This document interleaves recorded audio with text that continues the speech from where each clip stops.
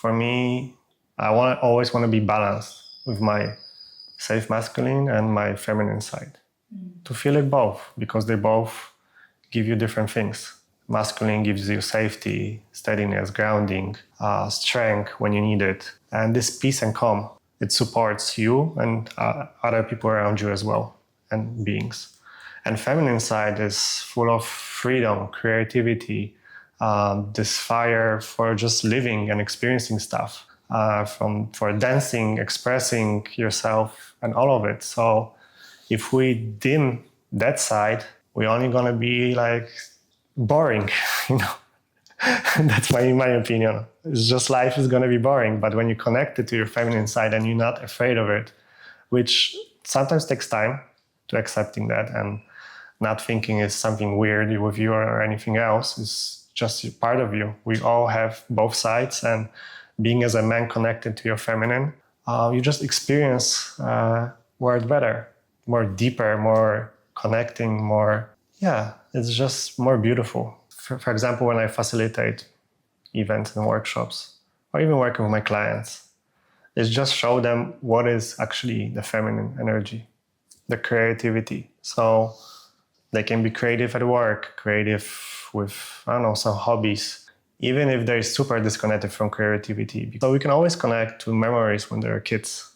They're full of joy, full of freedom, full of like passion, being creative and connected to that inner child as well, which is very much feminine, a lot of sense. But it takes a little bit of time for someone to actually acknowledge it and accept it. It took me time as well. I was 21 when my ex-partner, she gifted me a workshop with this energy healer, and this energy healer showed me in different ways that my feminine side is very active in me. And before that, growing up in Poland, when everyone need to be super strong as a man, this macho mentality, not talking about emotions, not crying, not everything else. I knew I was a little bit softer. And I thought, maybe something wrong with me, or I don't know, maybe I'm gay or something like that. But I never had any pull towards men. So it was very confusing. But after the session with her, when she actually told me, this is your feminine side, and she did some rituals with me to show me why is it this way, I fully accepted it and embraced it as a part of me, and that changed my whole life, accepting who I am, because we all have either man or woman. If we were lucky, we're very balanced in both since we are kids. But most of us have either stronger this side or this side. Some women are more masculine than feminine. Some men are more feminine than masculine.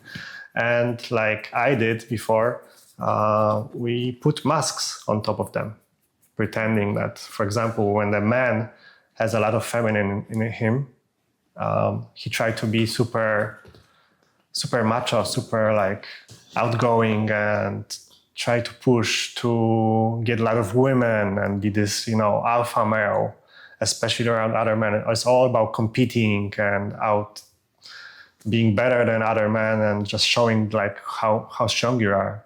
It's just a mask to not understanding what's inside, They can feel they're a little bit more feminine and a little bit softer, but they don't know it's a normal thing. Mm-hmm. They think it because of stereotypes and how we grew up with the systems, we think it's just not supposed to be like that. And connecting to that first, to understanding and not denying, is accepting who they are is the first step, and then balancing both, because those men, they need to be, of course, feminine, but masculine as well as men. Mm-hmm.